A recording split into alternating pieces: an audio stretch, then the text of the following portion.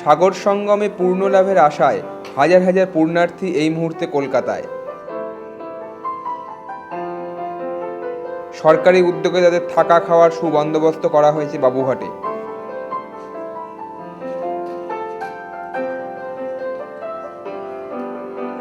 নাগা সন্ন্যাসী থেকে শুরু করে সাধারণ তীর্থযাত্রী সবাই খুশি এই উদ্যোগে।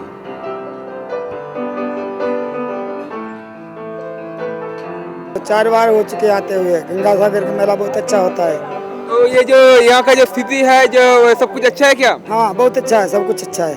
सरकार सब ठीक काम कर रहा हाँ है? अच्छा काम कर रहा है सब। मिल रहा है? हाँ सब कुछ मिल रहा है, कोई परेशानी नहीं है। अच्छा अच्छा खा रहे, अच्छा अच्छा घूम रहे। बंगाल जो सरकार है सुविधा में अपनी अपनी सुविधाओं में अपनी जो है सुरक्षा में मेरे जो है जो पुलिस कर्मचारी विभागीय लोग हैं सब अपने अपने अच्छाई पे लगे हैं, सत्यता पे।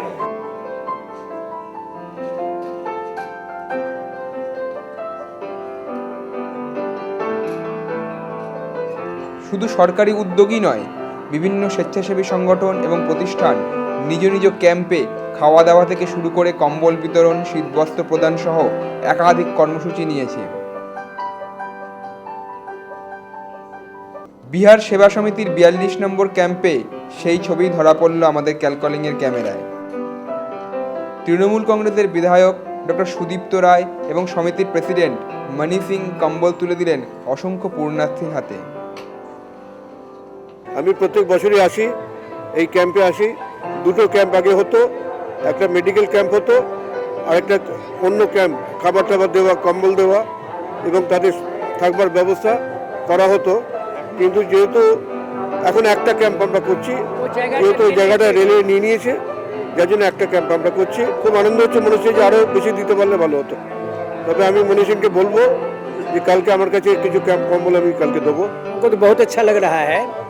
ये जो गंगा सागर जाने वाले जो तीर्थ यात्री हैं वो जाकर कपिल मुनि का दर्शन करते हैं, उनको बहुत पुण्य मिलता है। लेकिन उनका सेवा हम लोग करते हैं, उनसे भी डबल पुण्य हम लोग को प्राप्त होता है। उस पुण्य से हम लोग को हिम्मत होता है कि हम इनकी अधिक से अधिक सेवा करें।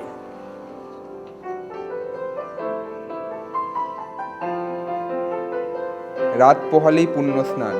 কপিল মুনির আশ্রমে যাওয়ার আগে তাই বাবুঘাট হয়ে উঠেছিল মিনি গঙ্গাসাগর।